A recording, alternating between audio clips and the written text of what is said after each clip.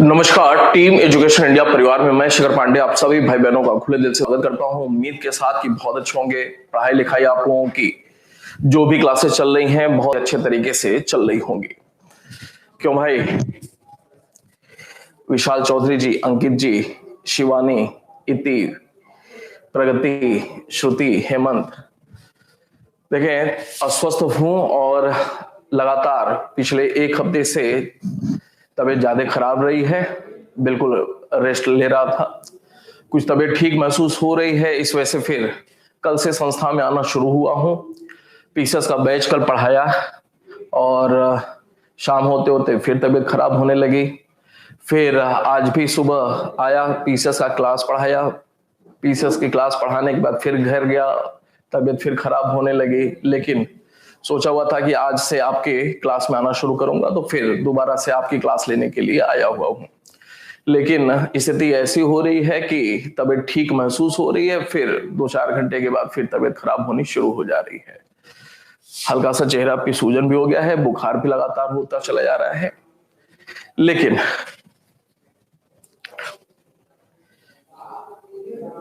जी वाजिद कैसे हैं आप? नवीन, दुर्गेश, परशुराम, प्रगति, पुनीत, वरुण, रवि।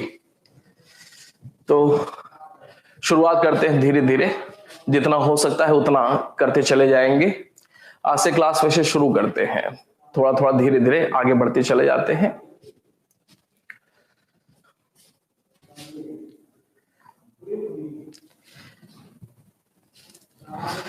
हाँ सही कह रहे हैं आप लोग, रेस्ट करना चाहिए, लेकिन परेशान हो गया हूं रेस्ट करते करते भी। चले थोड़ा थोड़ा ही शुरुआत करते हैं। देखें जो लास्ट क्लास हमारी थी उसमें 4-5 लाइन का मौर्य का काम बाकी रह गया था। ठीक है, मौर्य स्थापत्य कला में 4-5 लाइन की बात थी, वो रह गया था, उसको नोट कर लेंगे। और उसके बाद अगला हमारा जो टॉपिक है वो है मौर्योत्तर काल। जैसा आपने थंबनेल पे भी देखा होगा, मौर्योत्तर काल की शुरुआत करते हैं और जब लिखेंगे तो 4-5 लाइन की जो भी सारी बातें थी स्थापत्य, मौर्य स्थापत्य की, उसको भी इंक्लूड कर लेंगे। शुरुआत करेंगे, देखेंगे मौर्योत्तर काल, देखते चले जाएंगे, सुनेंगे पहले ध्यान से सारी बातों को। मौर्योत्तर काल की जानकारी के कुछ खास स्रोत देखने को मिलता है। पहला ही हमारा टॉपिक होगा मौर्योत्तर काल की जानकारी के प्रमुख स्रोत। और मौर्योत्तर काल की जानकारी के प्रमुख स्रोतों में 5-6 बहुत ही महत्वपूर्ण हैं। कौन कौन से वो 5-6 बहुत ही महत्वपूर्ण है, जहां से लगातार परीक्षाओं में प्रश्न पूछे ही जाते हैं।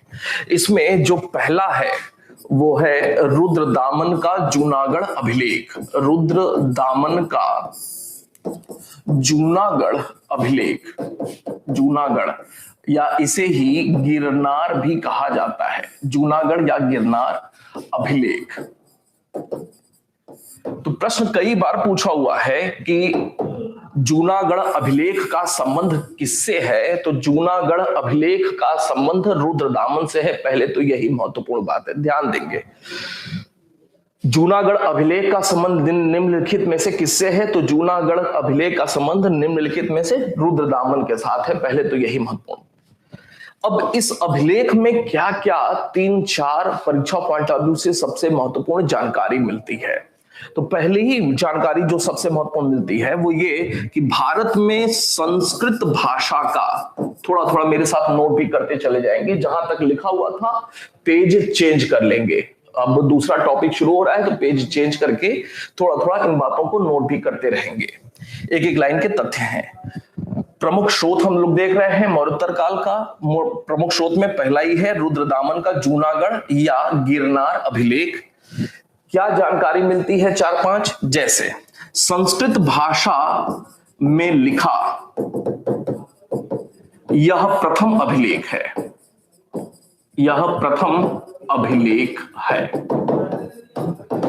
सबसे महत्वपूर्ण बात कि रुद्रदामन का जो जूनागढ़ अभिलेख है किस भाषा में लिखा हुआ है, संस्कृत भाषा में, और संस्कृत भाषा में लिखा हुआ कोई अभिलेख जो भारत में प्राप्त हुआ है वो है प्रथम यह अभिलेख रुद्रदामन का जूनागढ़ अभिलेख। अब इससे दूसरी क्या महत्वपूर्ण जानकारी मिलती है, तो इससे सुदर्शन झील कहां पे है, जल्दी से फटाक से बताएं उत्तर मुझे। सुदर्शन झील के इतिहास की जानकारी मिलती है,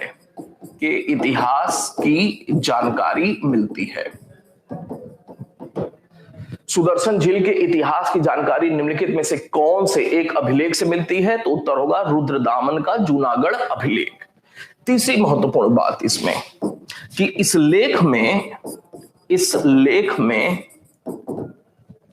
एक साथ चंद्रगुप्त मौर्य एंड अशोक के नाम का उल्लेख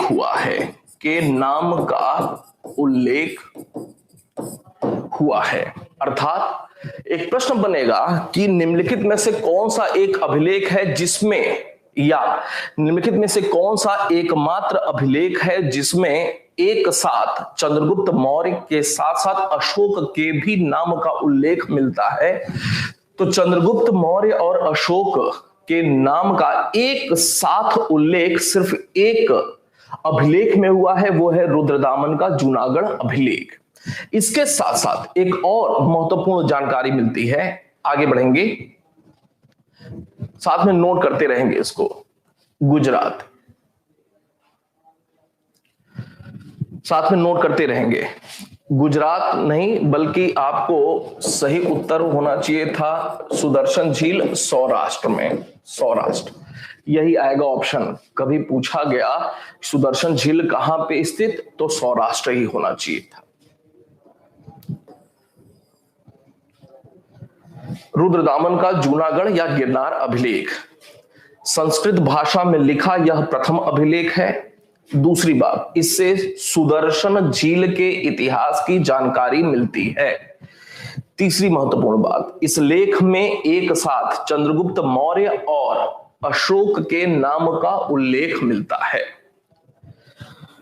आगे बढ़ेंगे जी, लिखते रहिए नवीन जी, बिल्कुल। एक चौथी महत्वपूर्ण बात देखने को मिल रही है कि चौथी महत्वपूर्ण बात, ये जो रुद्रदामन का जूनागढ़ अभिलेख है इसमें सर्वप्रथम लक्ष्मी के साथ, लक्ष्मी जी जो समृद्धि की देवी मानी जाती हैं, लक्ष्मी के साथ विष्णु जी के नाम का उल्लेख हुआ है, विष्णु के नाम का उल्लेख हुआ है। ये चार सबसे महत्वपूर्ण बात रुद्रदामन के जूनागढ़ या गिरनार अभिलेख में देखने को मिलती है। चौथी महत्वपूर्ण बात है, इसमें सर्वप्रथम भारत में पहली बार किसी अभिलेख में लक्ष्मी जी के साथ विष्णु जी के नाम का उल्लेख कौन से अभिलेख में हुआ है, तो वो है रुद्रदामन का जूनागढ़ अभिलेख। आगे बढ़ के प्रमुख स्रोत में पहला हो गया रुद्रदामन का जूनागढ़ अभिलेख। अब दूसरे की बात करेंगे। जो दूसरा है वो दूसरा है धनदेव का अयोध्या अभिलेख, धनदेव का अयोध्या अभिलेख। अर्थात धनदेव कोई व्यक्ति हैं जिनसे जुड़ा हुआ है अयोध्या अभिलेख, अर्थात अयोध्या से प्राप्त अभिलेख। किसका अभिलेख? धनदेव का। तो पहली ही बात कि इससे क्या जानकारी मिलती है, तो इससे, इस अभिलेख से, इससे पुष्यमित्र शुंग के उपलब्धियों की जानकारी मिलती है, के उपलब्धियों की जानकारी मिलती है। पुष्यमित्र शुंग के उपलब्धियों की जानकारी निम्नलिखित में से किस अभिलेख से प्राप्त होती है, तो धनदेव के अयोध्या अभिलेख से प्राप्त होती है। दूसरी बात, इससे पुष्यमित्र शुंग द्वारा किए गए दो अश्वमेध यज्ञ, 2 अश्वमेध यज्ञ की भी जानकारी मिलती है। प्रश्न बनेगा कि पुष्यमित्र शुंग ने कुल कितने अश्वमेध यज्ञ किए हुए थे, तो 2 अश्वमेध यज्ञ किए हुए थे। महत्वपूर्ण बात है, उसके अश्वमेध यज्ञ किए जाने की जानकारी कहां से मिलती है, तो धनदेव के अयोध्या अभिलेख से, या सिर्फ और सिर्फ अयोध्या अभिलेख से पुष्यमित्र शुंग के 2 अश्वमेध यज्ञ किए जाने की जानकारी मिलती है। तीसरे नंबर पे जो प्रमुख स्रोत है वो है खारवेल का हाथी गुंफा अभिलेख। खारवेल का हाथी गुंफा अभिलेख। खारवेल का हाथी गुंफा अभिलेख ये क्या है? तो पहले तो ये समझ लें कि ये जो खारवेल है, खारवेल कौन था? तो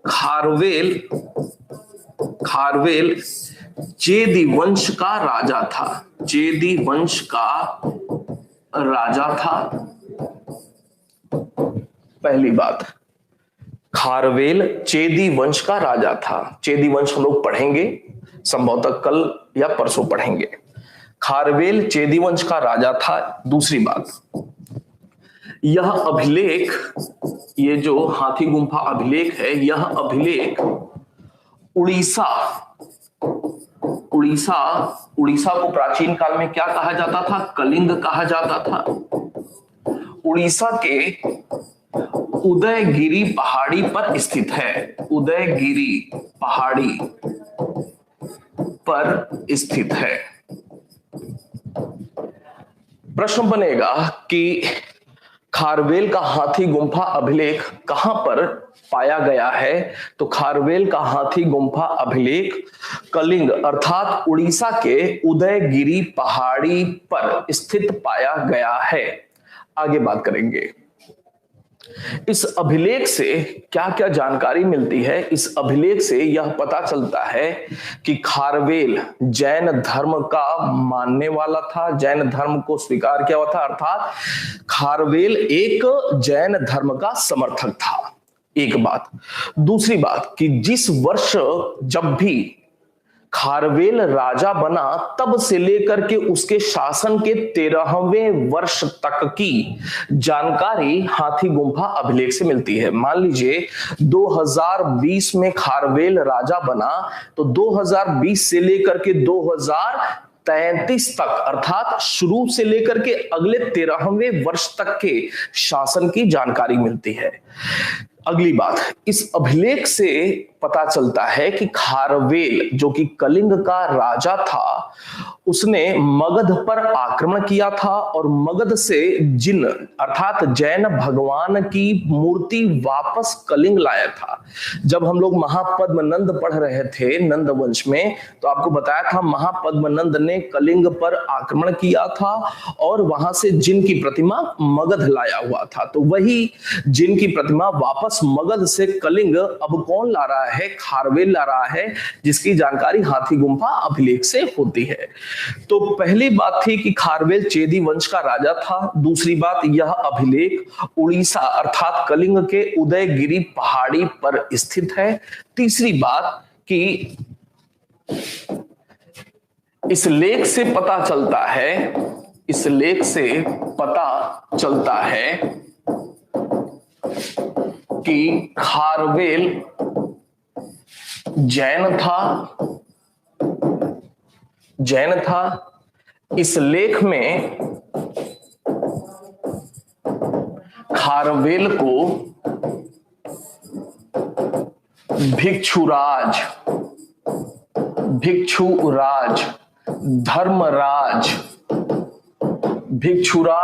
धर्मराज, राज ऋषि आदि कहा गया है। यह प्रश्न पीसीएस में पूछा हुआ था एक बार। कहा गया है कि निम्नलिखित में से किसे भिक्षुराज, धर्मराज, राज ऋषि आदि कहा गया है? खारवेल को कहा गया है।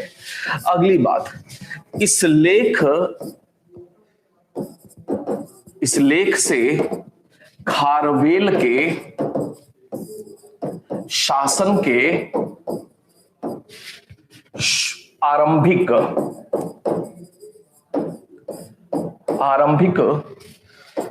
13वें वर्ष तक की जानकारी मिलती है, वर्ष तक की जानकारी मिलती है। चौथी महत्वपूर्ण बात, इस लेख से पता चलता है, लेख से पता चलता है कि खारवेल ने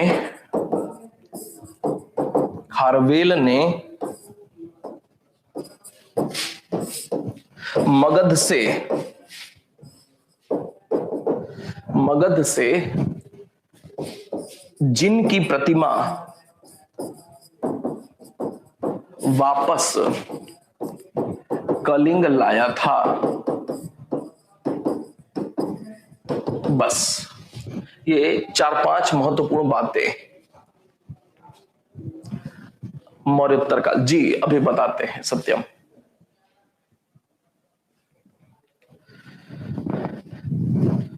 तो खारवेल के हाथी गुंफा अभिलेख में पहली बात, खारवेल चेदी वंश का राजा था। दूसरी बात, यह अभिलेख उड़ीसा अर्थात कलिंग के उदयगिरी पहाड़ी पर स्थित है। तीसरी बात, इस लेख से पता चलता है कि खारवेल जैन था। इस लेख से पता चलता है कि खारवेल को भिक्षुराज, धर्मराज तथा राज ऋषि आदि कहा गया है। चौथी बात, इस लेख से खारवेल के शासन के आरंभिक 13वें वर्ष तक की जानकारी मिलती है। और लास्ट बात कि इस लेख से पता चलता है कि खारवेल ने मगध से जिन की प्रतिमा वापस कलिंग लाया था। ये महत्वपूर्ण 4-5 बातें रहीं खारवेल के हाथी गुंफा अभिलेख से संबंधित।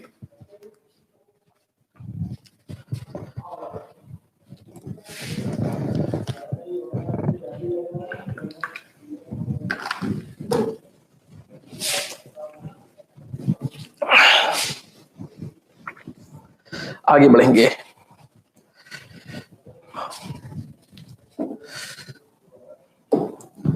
अगला CD,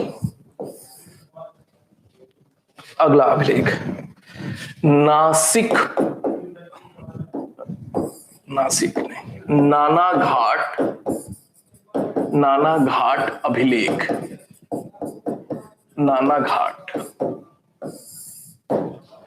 नानाघाट अभिलेख। पहली बात, ये नानाघाट क्या है? नानाघाट महाराष्ट्र में एक स्थान है। पहली बात, नानाघाट महाराष्ट्र में एक स्थान है जहां से कोई अभिलेख प्राप्त हुआ है, तो उस जगह अर्थात स्थान के नाम पर अभिलेख का नामकरण हो गया नानाघाट अभिलेख। दूसरी बात, यह किसने लिखाया था? तो इस लेख की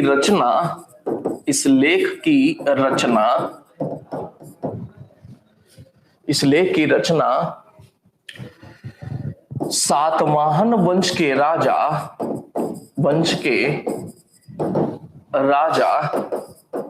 सातकर्णी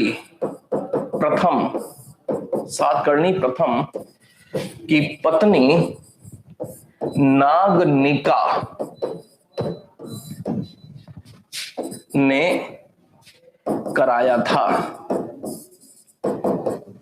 अर्थात नानाघाट अभिलेख की रचना नागनिका ने कराया था। महत्वपूर्ण तथ्य, नागनिका कौन थी? तो सातकर्णी प्रथम की पत्नी थी। अगली बात, इस लेख से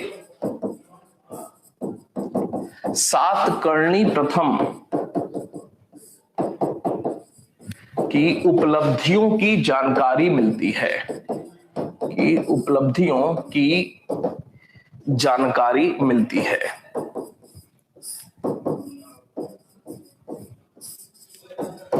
और एक लास्ट बात, सातकर्णी प्रथम की उपलब्धियों की जानकारी मिलती है।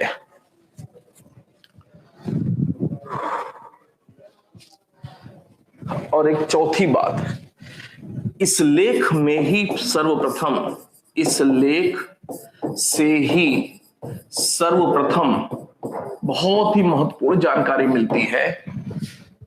इस लेख से ही सर्वप्रथम ग्राम दान या भूमि दान की जानकारी मिलती है। ग्राम दान या भूमि दान क्या है बताते हैं। इस लेख से ही सर्वप्रथम ग्राम दान या भूमि दान की जानकारी मिलती है। ग्राम दान या भूमि दान क्या है बताते हैं।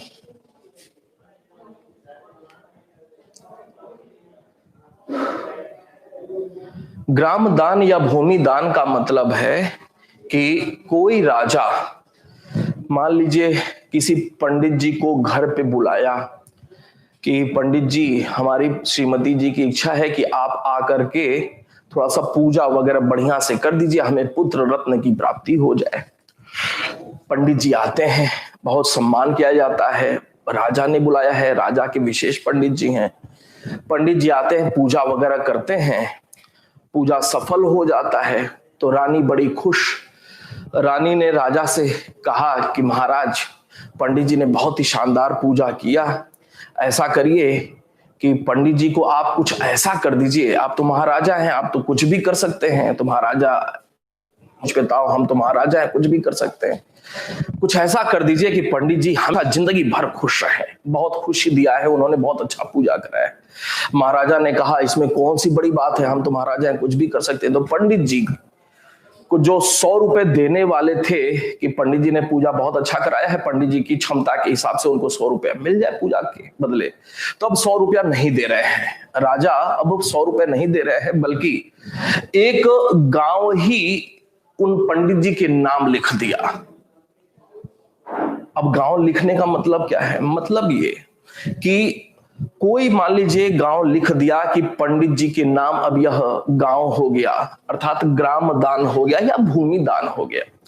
मतलब ये कि उस गांव से जो भू राजस्व राजा के पास आता था, अब वो राजा के पास न आकर के अब वो वहां का, उस गांव का भू राजस्व अब उस पंडित के घर पहुंचेगा, पंडित के पास पहुंचेगा।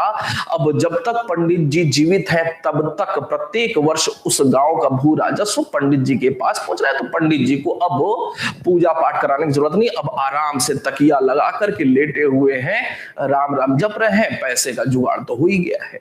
यही होता है भूमि दान या ग्राम दान। बात समझ में आई भाई?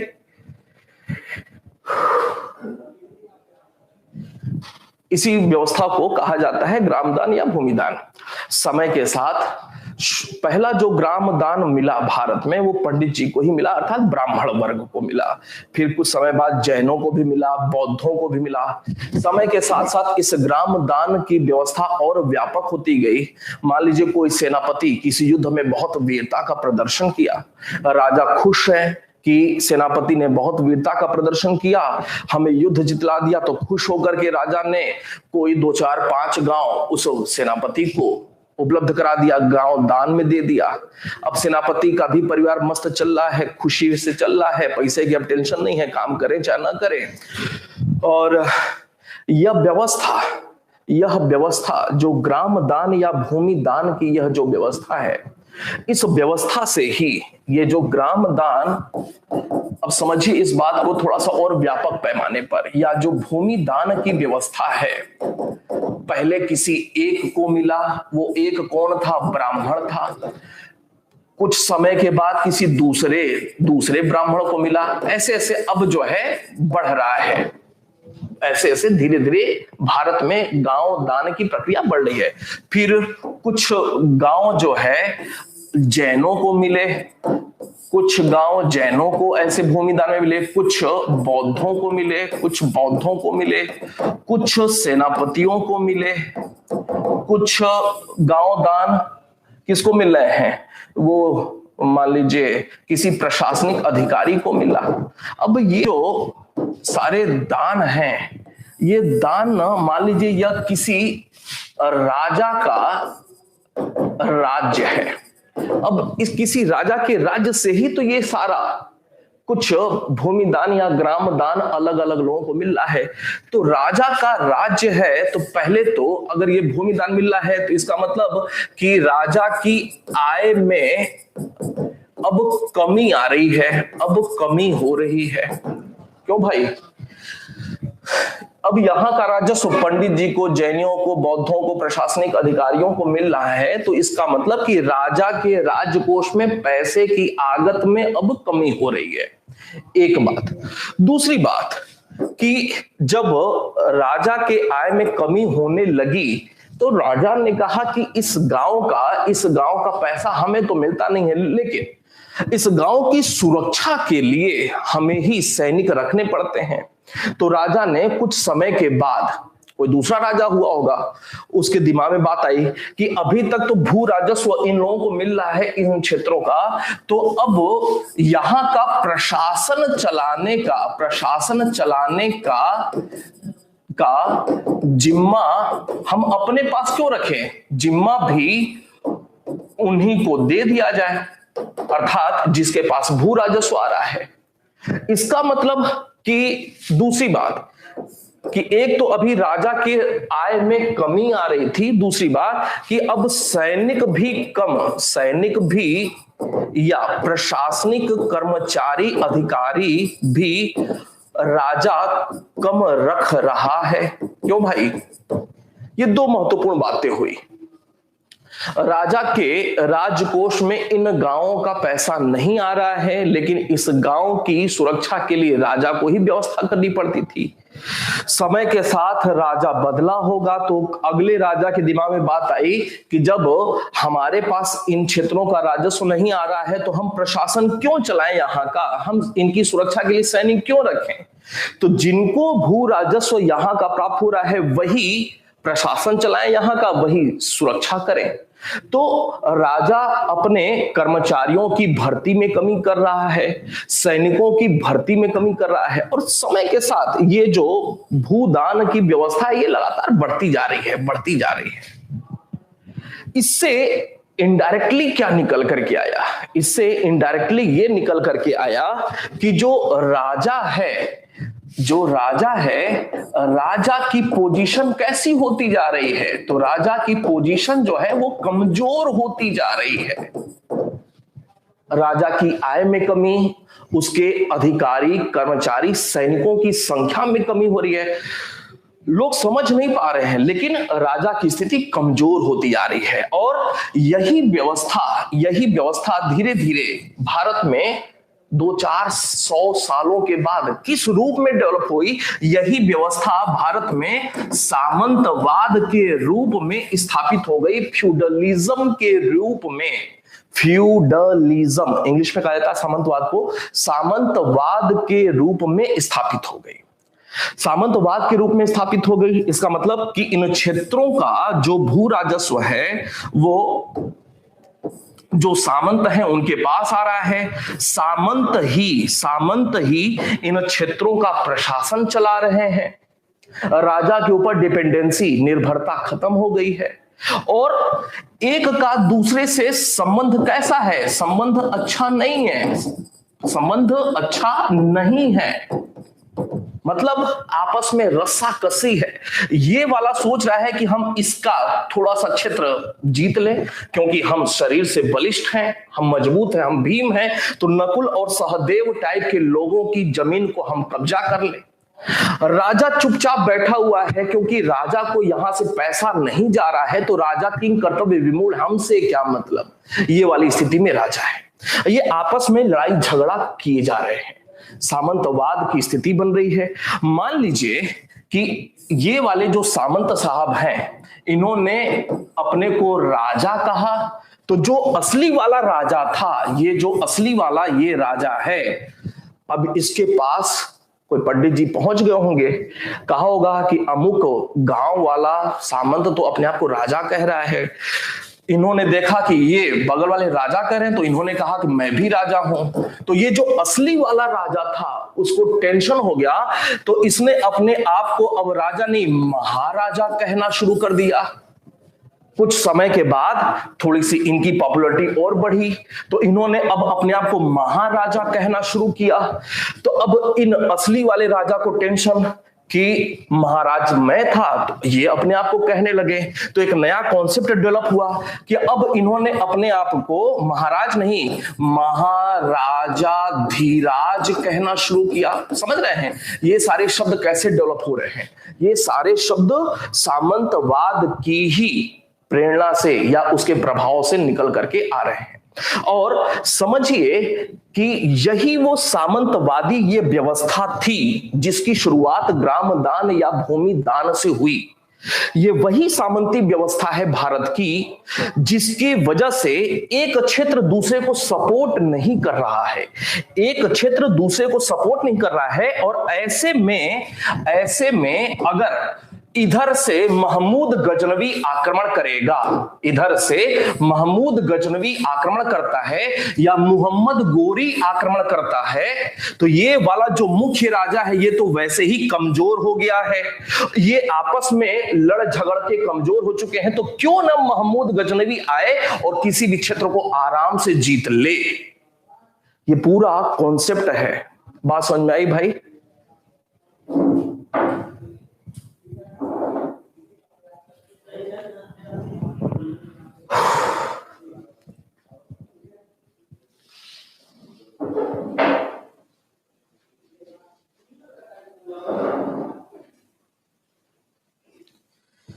ठीक है,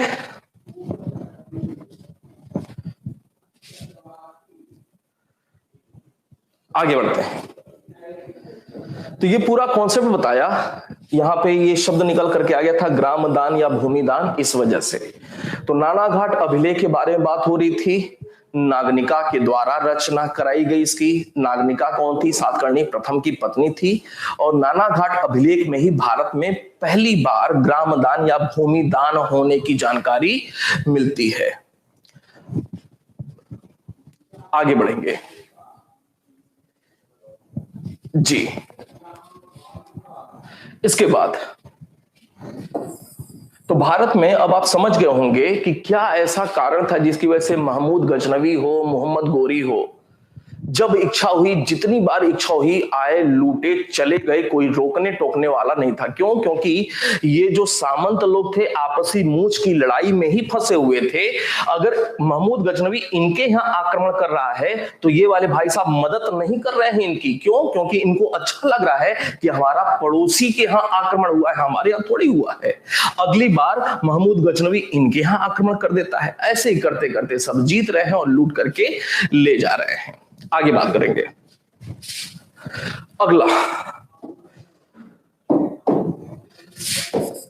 अगला प्रमुख स्रोत में है नासिक प्रशस्ति। नासिक प्रशस्ति। प्रशस्ति प्रशस्ति का मतलब क्या होता है? तो प्रशस्ति का मतलब होता है प्रशंसापूर्ण, अर्थात कोई ऐसा अभिलेख जिसमें सिर्फ और सिर्फ प्रशंसा वाली बात की गई है। प्रशंसापूर्ण लेख जो होता है उसे ही प्रशस्ति कहा जाता है। सिर्फ और सिर्फ अच्छी अच्छी बातें, खुश करने वाली बातें। ठीक है, चले नासिक प्रशस्ति में पहली महत्वपूर्ण बात कि नासिक कहां पे है? महाराष्ट्र में, आपको पता है। यह लेख नोट करते रहे, यह लेख सातवाहन राजा, सातवाहन वंश के राजा कौन? सबसे महत्वपूर्ण जो सातवाहन राजा था, गौतमी पुत्र सातकर्णी की मां, जिनका नाम था गौतमी बलश्री, के द्वारा लिखाया गया था। पहली बात, गौतमी पुत्र सातकर्णी की मां गौतमी बलश्री के द्वारा लिखाया गया था। इस लेख में गौतमी पुत्र सातकर्णी, गौतमी पुत्र सातकर्णी की उपलब्धियों की जानकारी है, की जानकारी मिलती है।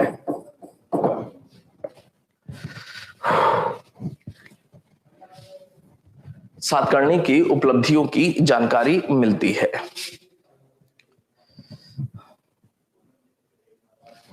इस लेख में गौतमी पुत्र सातकर्णी के लिए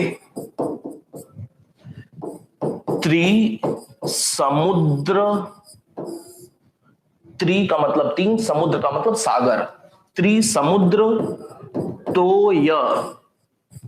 तोय पित्त वाहन,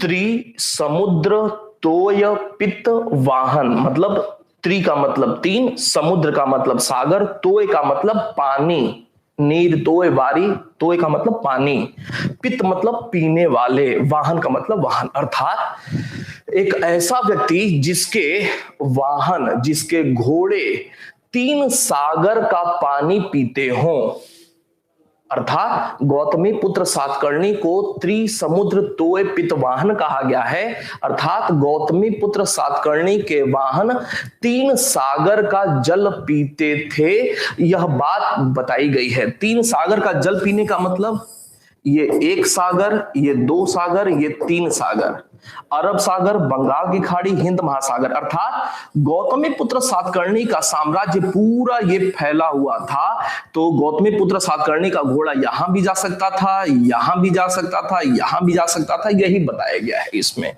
तो ऐसा व्यक्ति जिसके वाहन तीन सागर का पानी पीते हो, अर्थात त्रिसमुद्र तोय पित्त वाहन, तथा एंड एकमात्र ब्राह्मण, अर्थात एकमात्र ब्राह्मण शब्द का प्रयोग हुआ है। बात समझ में आ रही है?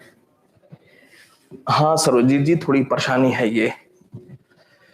तो नासिक प्रशस्ति की बात हो रही थी। प्रशस्ति का मतलब होता है कोई ऐसा अभिलेख जिसमें सिर्फ और सिर्फ प्रशंसा वाली बातें की जा रही हैं।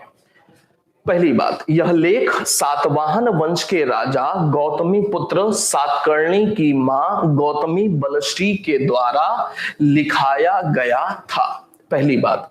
दूसरी बात, इस लेख में गौतमी पुत्र सातकर्णी की उपलब्धियों की जानकारी मिलती है।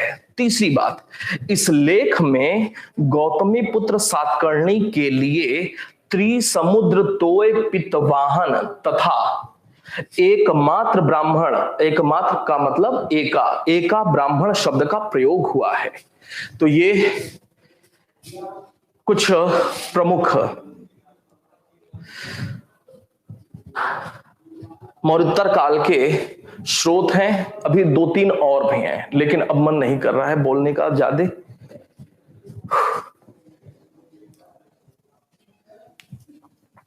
इसमें दो और भी हैं प्रमुख स्रोत, एक अमरावती अभिलेख और बेसनगर अभिलेख हेलियोडोरस का, वो कल देखेंगे। बस अब मन नहीं कर रहा है ज्यादा आगे के लिए।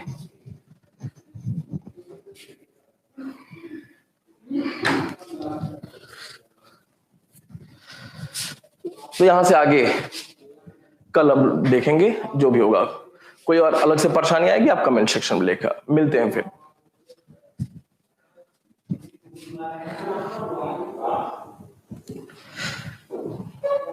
ठीक है फिर, धन्यवाद।